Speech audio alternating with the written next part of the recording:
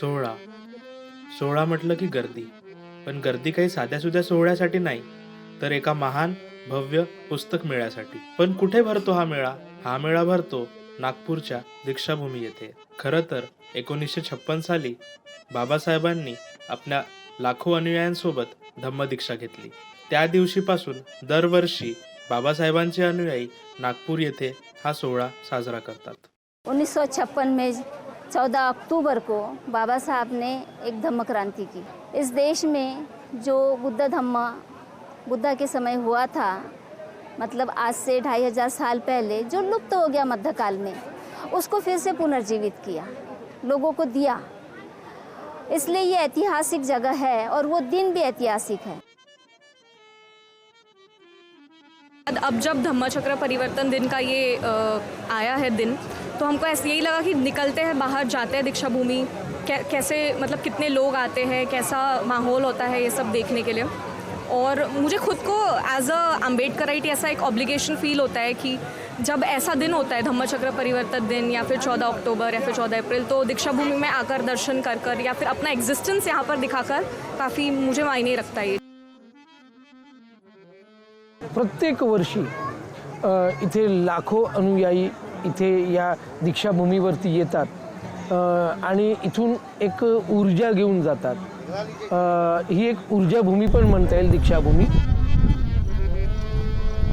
आज के दिन यहाँ जो होता है, कहीं नहीं होता है कि बड़े पैमाने पर लोग यहाँ पर किताबें बेचते हैं और खरीदते हैं। या दीक्षाभूमीवरती मोठ्या प्रमाणात पुस्तकांचे स्टॉल्स असतात आणि नुसते स्टॉल्स नसतात, तर इथे बाबासाहेबांचे साहित्य असतं, त्याच्यानंतर बुद्धांचं साहित्य असतं, एकूणच बहुजन समाजातले जे महापुरुष आहेत त्यांचं साहित्य असतं।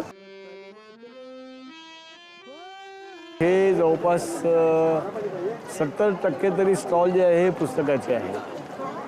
जगा म्हणजे ॲटलिस्ट भारतामध्ये तरी मला माहीत आहे पुस्तकांसाठी फक्त एखादी मेळा लागून राहिलेला आहे, गॅदरिंग होऊन राहिली, असं कुठेही नाही।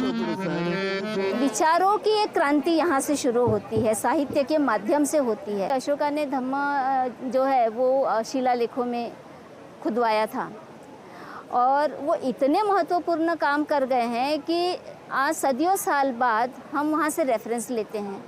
वो एक ऐसे प्रमाण हैं जो बताते हैं कि बुद्ध इस देश में पैदा हुए, बुद्ध एक व्यक्ति थे, एक मनुष्य थे और बुद्ध ने ज्ञान प्राप्त किया था और बुद्ध ने अपनी शिक्षाओं का प्रचार प्रसार किया जो मानव के हित में था। वो भी एक साहित्य का तरीका है।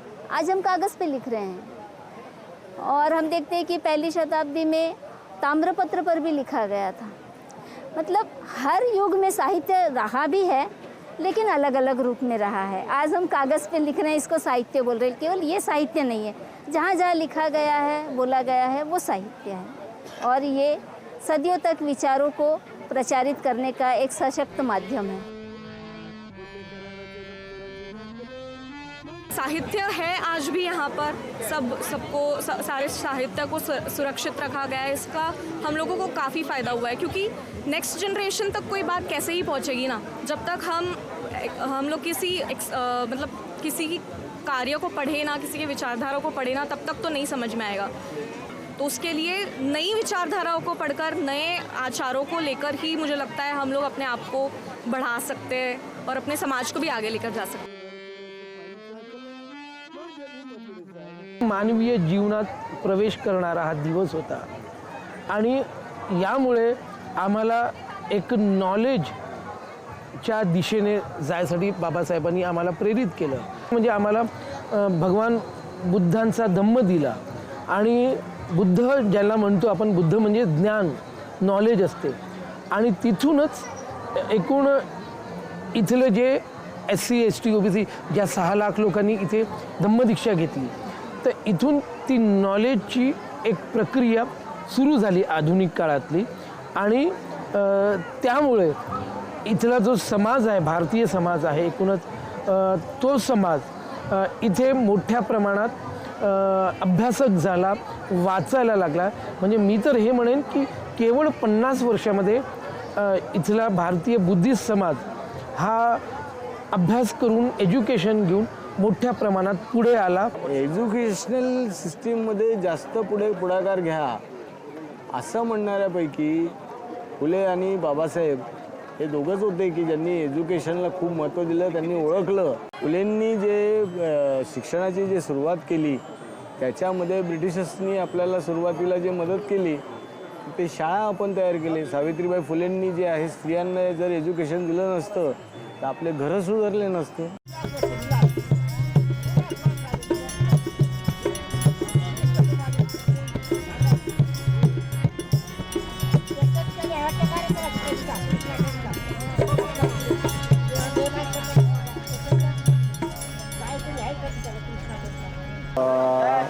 For my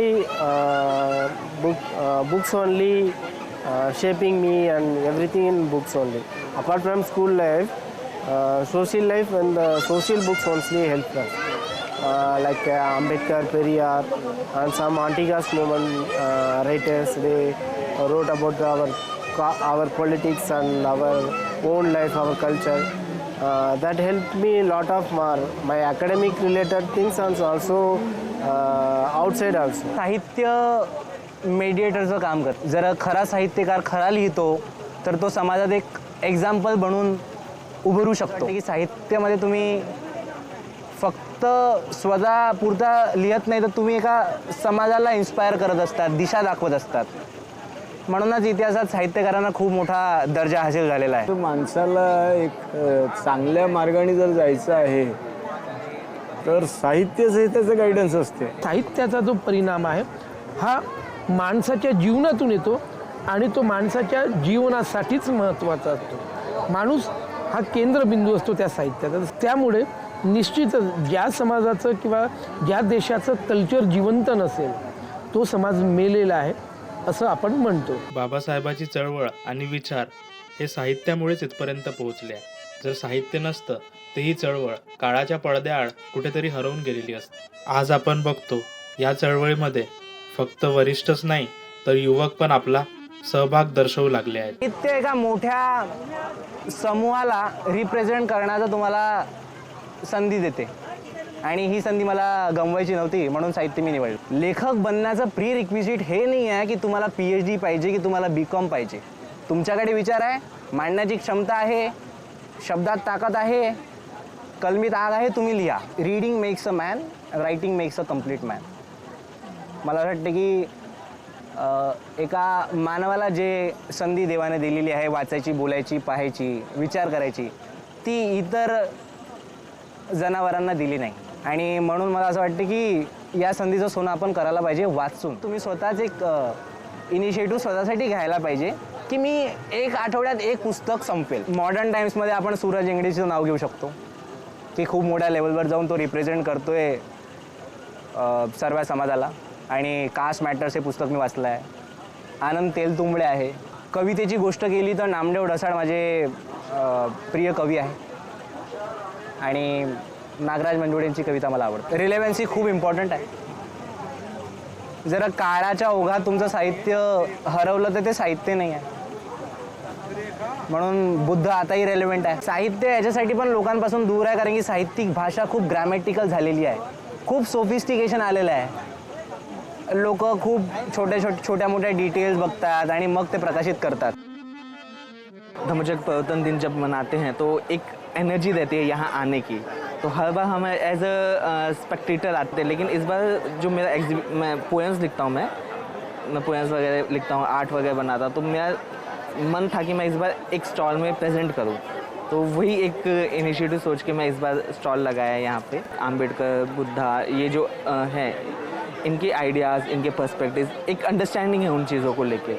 तो मैं चाहता हूँ कि इन आइडियाज़ को हम इजी वे में लोगों तक कैसे पहुँचा सकते हैं. आर्ट मुझे आता है, मैं कोई भी टॉपिक सोचता हूँ, आर्ट बनाता हूँ और उसी के थ्रू फिर मैं पोएम्स लिखना स्टार्ट किया धीरे धीरे. लोग कह रहे हैं कि पोएम पढ़कर उन्हें सवाल मिल रहे हैं, वो सोचने पे मजबूर कर रहे हैं.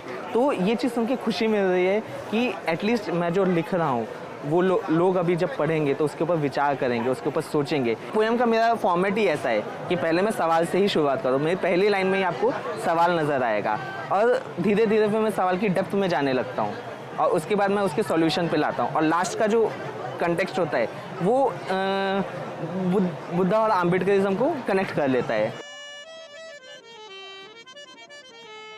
सोसाइटी में जो इंसिडेंट्स हो रहे हैं, ठीक है, उसी से मेरे अंदर सवाल आते हैं। लाइक चलते चलते अगर मेरे को कुछ आ गया थॉट, तो पहले मैं थॉट पे सोचूंगा, ठीक है, और उस थॉट से वर्ड्स कनेक्ट करूंगा। सोचते रहता हूँ मैं और उसी वे में मैं फिर लिखना स्टार्ट करता हूँ या फिर पहले ड्रॉ कर लूँगा। और ड्रॉ भी मैं ऐसा सिंपल ड्राइंग नहीं करना चाहता हूँ, उसमें उस ड्राइंग में मैं मीनिंग डालना चाहता हूँ कि लोग पोएम से कनेक्ट कर पाए। जैसे ये एक दो जो आर्ट वर्क्स हैं, ठीक है, ये एनिमेटेड भी फॉर्म में, अगर वेबसाइट पे आप जाएंगे तो ये प्ले हो रहे हैं, ये सिर्फ एक रिजिड इमेज नहीं है। ये आपको ये पंख ऐसे मूव होते हुए दिखेंगे, यहाँ पे आपको डिफरेंस दिखेगा कि ये पहले क्लोथ में है एंड धीरे धीरे इसके कपड़े गायब हो रहे हैं एंड फिंगर्स आ रहे हैं उसके बॉडी पे। तो डिफरेंसेस धीरे धीरे मैं इनोवेट कर रहा हूँ चीज़ें, किससे और लोग अट्रैक्ट हो, लोग समझे। किताब कुछ लोग पढ़ते हैं और कुछ लोग समझते हैं। जो समझते हैं वो आचरण में ज़रूर लाते हैं और उनके व्यवहार में परिवर्तन आता है तो समाज में भी परिवर्तन आता है।